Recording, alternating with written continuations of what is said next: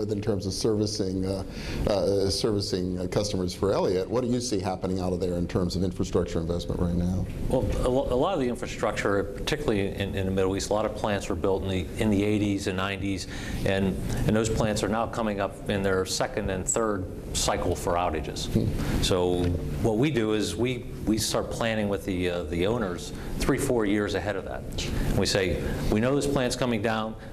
We built this equipment in 1980 or 1993. Here's what we can do for it. We can increase its efficiency a couple points, and while the machine's down, we can make the changes that we need to make in the aeropath to get the efficiency. We can change some of its sealing systems to make it more environmentally friendly, and all these things have to happen in a very tight window of time. So you have to plan ahead and years ahead of time with the user. I'm going to be in Kuwait the week after next. There's a very large petrochemical facility coming down for an outage. It's the first time since 2006 that this plant will come down. 19 days.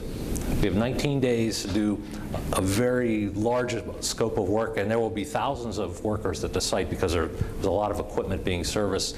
We have 19 days to do it, and we have to get out because the plant's got to be back up. So you have to, planning is essential. And like I said, we've been planning this one for more than 3 years. And because there's components they have to buy, you have to stage it, you have to get your people mobilized. It's a big event. And, wow. And those things, again, years ahead of time, those things are planned. I've met with some big petrochemical companies where we've reviewed the schedule through 2027 for what plants are coming down when and what they expect to do then. So then we go back and put our engineering hats on and say, okay, based on this work, here's what we can do to make this plant better. Wow, the project management expertise is unbelievable, but so it has to be the relationships and the ability to collaborate with the customer. That's right. It's got to be a really tight relationship to do these kinds of things. And we interact closely on a regular basis. In other words, like you say, I travel 90% of my time, visit clients, visit customers, not when there's a job to do, but before there's a job to do. So because usually there's always bumps in the road, so you need to have that relationship to be able to iron out problems or issues and say, look, we know you don't have the money to fund this, but look what it'll do for you. Can we find the money somehow? Can we reach out to your other shareholders, the stakeholders? Can we come and make a presentation to them? So it's really a partnership. And when we execute projects, we have clients, engineers based at our facility for months at a time to work with our engineers as they do final design work. It's very interactive. It's not a, we bought this, ship it to us. I mean, it's very, very close. Turn it on, and then it'll run for 7 years. It doesn't quite work that way. No, not quite. Not easily. But that's what makes it an exciting business. Yeah, we got about 10 minutes left, and I would like to open it up if anybody has any questions or comments from the audience. I think we have a roving microphone. I mean, we can keep talking amongst ourselves, but if there's anybody out there who's got anything in particular they'd like to hear from one of our panelists, please raise your hand. And while you're thinking about that, because I'll come back to you in a minute, Greg, you mentioned it's not all about pie in the sky stuff you're going to be doing 20 years from now. Some of it is solving real world problems today. So give us a for instance. Where's a partnership between Pitt and maybe one of your industrial partners where you feel like you've really been able to solve a problem for someone? Well, one of them in particular, and they were one of our really premier industry sponsors from some of the beginning developments of our power program, is Eaton Corporation, which is local here. And they're a manufacturer of electrical products and technologies. And we're looking to start to evolve the industry towards the development of these microgrid systems where electrical infrastructure, it has more resiliency, to really be supported against some of the natural disasters we've been seeing a greater frequency of, as well as just higher reliability overall from customer demands. And as we see more resources coming in from the customer side, we're creating this evolution of self-contained grid systems that are all being interconnected. And that interconnection technology is through these power electronics converters. And so we work very closely with them and many other industry partners as well, but Eaton in particular, around the new development of advanced technology that allows us to have seamless two-way interface between consumers and their energy resources and the grid itself. That doesn't exist today. When you go back in history and you look at how grid systems were developed and the markets they were developed under, which were very regulated, it was a one-way flow from these big power plants, high-level energy resources, through a transmission and distribution grid, and the consumers received it. It was a one-way flow. It was a monopoly. Today, the markets have changed. The industry's deregulated. So all of that infrastructure really wasn't designed to do what we expect it to do today. So these new technologies have to come into play, and they have to come into play now. So some of these manufacturers, like Eaton and others that we work with, ABB, Siemens, Mitsubishi Electric, all of them are developing these technologies for the needs of their consumers, and we're part of their development process as a leading research university. So it not only plays a critical role, it gives tremendous opportunity and experience to our graduate students in particular, and even our undergraduates who work in our lab, at a very early age of their career development, to work directly with industry partners on things they're going to be solving, the day that they get out of graduating from Pitt. So a lot of these technologies, innovations, you can begin to deploy them right now. It's not like we have to rip out the whole AC system and replace it all. That's right. We're going to go through this period where there's really a big transition. We're seeing the transition in energy resources. We're also going to see a transition in a lot of this infrastructure as it takes place. We're going to have to build on top of the existing systems that we have as we begin to migrate towards, a total new system of the future. We can't just replace it all at once. There's too much out there. Yeah, we don't have spare $1 trillion lying around. We put it at about $800 billion to $1 trillion right now. Exactly. It's a big question out there. Yeah, right over there. Sure. Thank you very much. Very interesting discussion. In the next 5 years, where do you see opportunities in the Middle East? Where do you see opportunities in the Middle East in the next 5 years? Alan, you want to start? Can I? Oh, go ahead, Alan. Well, basically, we're still seeing, even though there's the concern right now with the oil prices in the market, I think when a lot of these big companies look at the long term, the 20, 25, 30 years with respect to oil. So I look at it from our sense, from the water and wastewater business, we still see a tremendous amount of opportunity in the Middle East, especially in Kuwait, especially in Saudi Arabia, for exploration development, and also the downstream side, the refining side of the oil and gas market. You see a lot of impact, like I said, a lot of people get concerned with the oil prices right now. What is that going to do with production? But you also have to take a look at the flip side of it. That's the raw material that gets used in the refining process that makes other products. So you will see still a lot of development in those countries, especially on the downstream, the petrochemical facilities, the chemical facilities. So you're talking about higher value products, more investment as opposed to just shipping out the crude. Let's get something more we can sell for more money. Okay. Mike, how about you? We see that as well. And there was last week in Bahrain, there was a ethylene producers conference. And I believe Aramco stated in that meeting that they were going to increase their production of higher value products 30% over the next 10 years. So that's big investment, that's more equipment, that's more of everything that we do. And so that's good opportunity. And as well as feedstock changes from oil to gas as feedstocks. That's opportunities for upgrading and retrofitting of existing equipment in the customer base. So I think that it's a great market there. It's going to be that way for many years to come, and it's pretty exciting. So you all get to play as it evolves, no matter where they want to go. I thought, another question out here. I saw one, right up front here.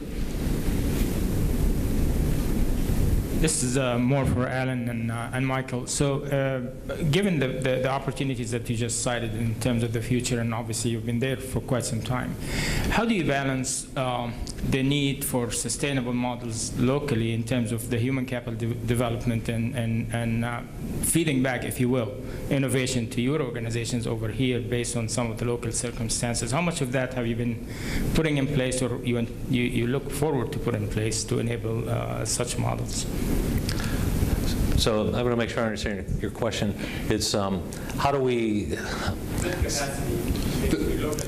build capacity within the reach, people with the expertise to be able to come up with the innovation and drive the kinds of support you're talking about? That's a great question, because that is problematic.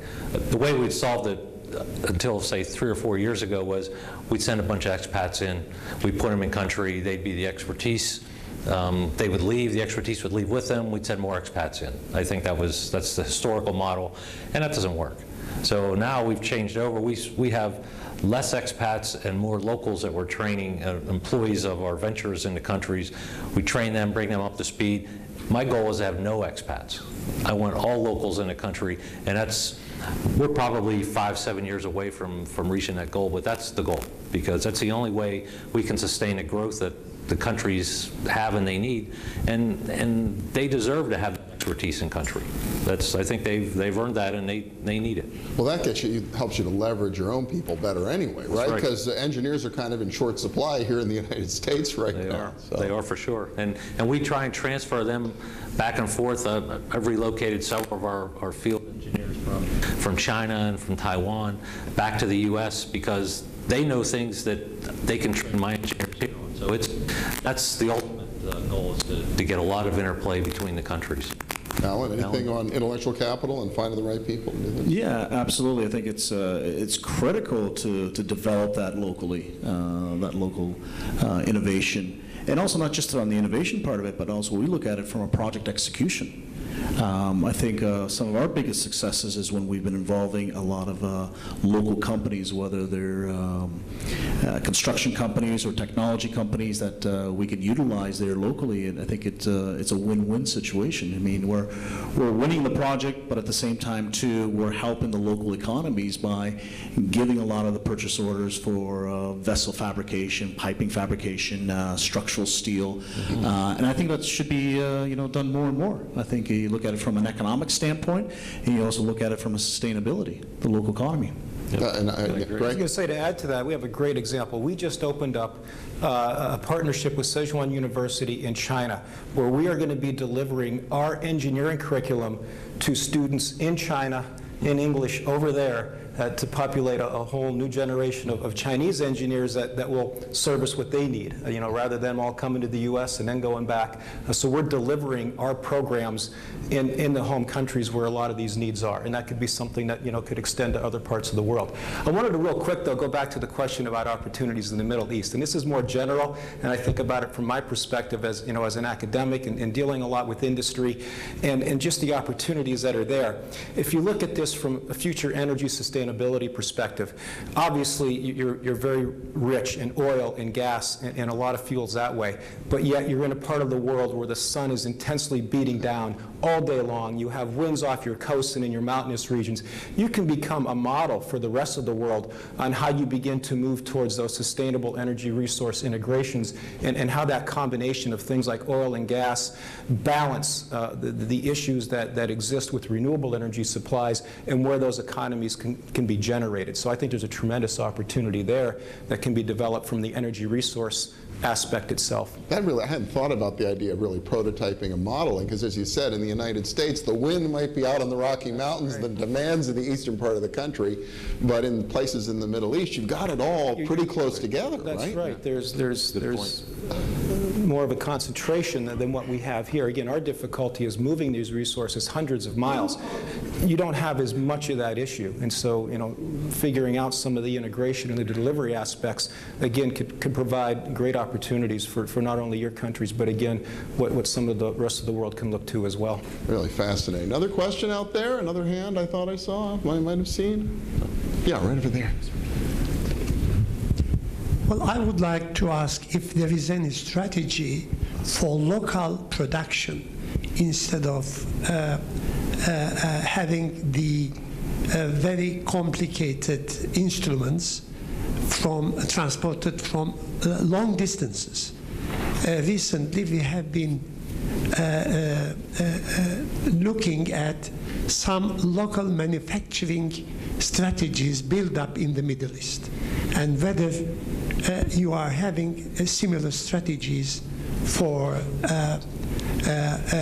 having the production and settled in the local places. Okay, so how about that? You got the manufacturing in Elliott, you're down in Canonsburg. You ever thought about building stuff over there and developing that capacity in the Middle East as well? Absolutely, and we've been doing that for probably over the last 15 years in the Middle East, especially when you look at some of the technologies that we're developing and the size of the projects that we're executing. It just does not make sense trying to build the equipment in the United States and shipping it over. It's better to do it locally, logistically, economically, and also it brings back value to that local economy.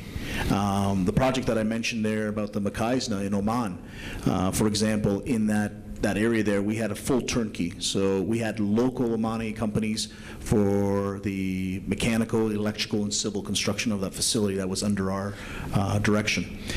We had the large vessels, as you saw in the photographs there. They were built in the UAE. Those were 115 feet long vessels by about 15, 16 feet diameter. You can't ship that overseas. That's got to be built locally. So we've been practicing that, and we've been very successful in doing that in the region. How about it, Mike? You have the last word with a few seconds? Yeah. And we do as well. We outsource many components outside the United States, and a lot of the contracts that we take have local content requirements. So we try and source as many things as we can locally. One of the issues with the equipment that we make is it all needs to be performance tested before it can be accepted by the customer. So those sorts of test facilities are very expensive to put in, and that's not something that's easy to put in local countries. The testing facilities are very complicated. They require a lot of infrastructure, so it's not just machining or fabrication. So those things are more difficult for us. Components are easy, and we do those regularly. Fascinating stuff. Well, how about a round of applause for our panelists? Great overview. And I guess now it's time for about a 10-minute coffee break, and so we'll see you all again in about 10 minutes with our next panel.